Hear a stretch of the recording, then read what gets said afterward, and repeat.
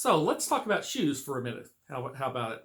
So, what is the most famous pair of shoes in the world? Go ahead, guess. No, guys, it's not Michael Jordan's sneakers or Nike. Yes, ladies, you're right. It's Dorothy's ruby red slippers.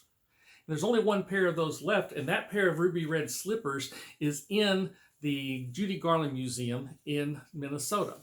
Now, about 2005, those shoes mysteriously disappeared or were stolen from the museum, and nobody saw them for 13, 14 years. And then all of a sudden, the Minneapolis police reported they had recovered the shoes, and nothing else was said. But the shoes are back in the Judy Garland Museum. So next time you're in Minnesota, ladies, if you want to see them, they are there.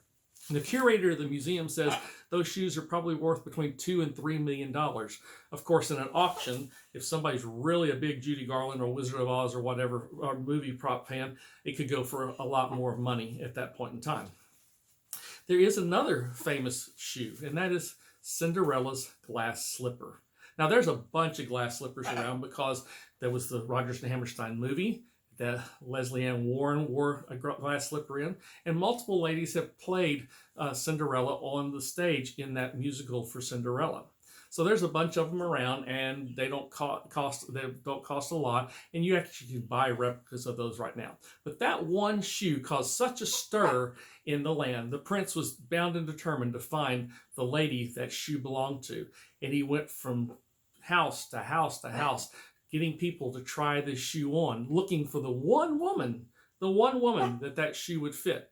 Now, first of all, I find it hard to believe that only one woman could wear that shoe. But I've heard it reported that in fairy tale, Cinderella's shoe size was 4.5, which is pretty small during the day.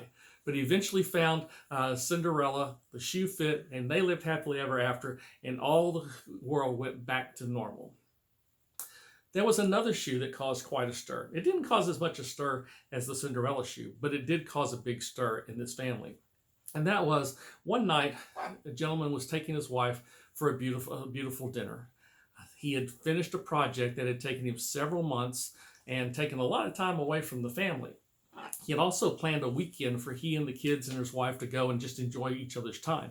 But he wanted a special evening with his wife. So he called their favorite restaurant. He got a table in the back. He asked for his favorite waiter. He ordered champagne in advance. It was already on the ice. He got flowers delivered there for everything, and he got everything set up. He was excited for the night. On the way to the restaurant, everything's going great. And he looked down by his foot, and he realized there's a woman's shoe sitting by his foot.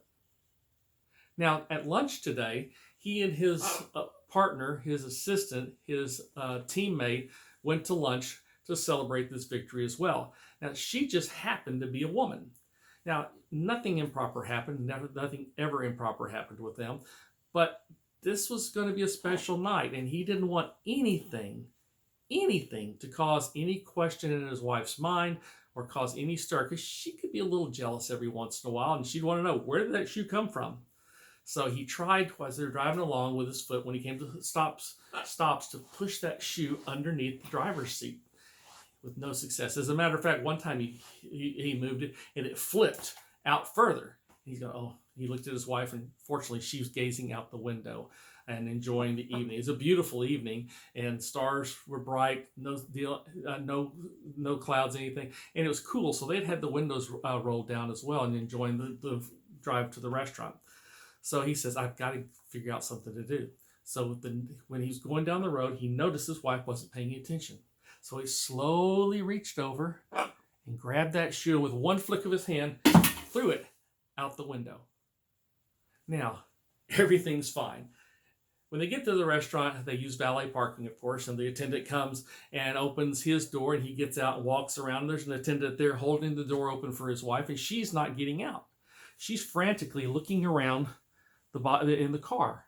And he says, darling, what's wrong? And she says, I can't find my other shoe.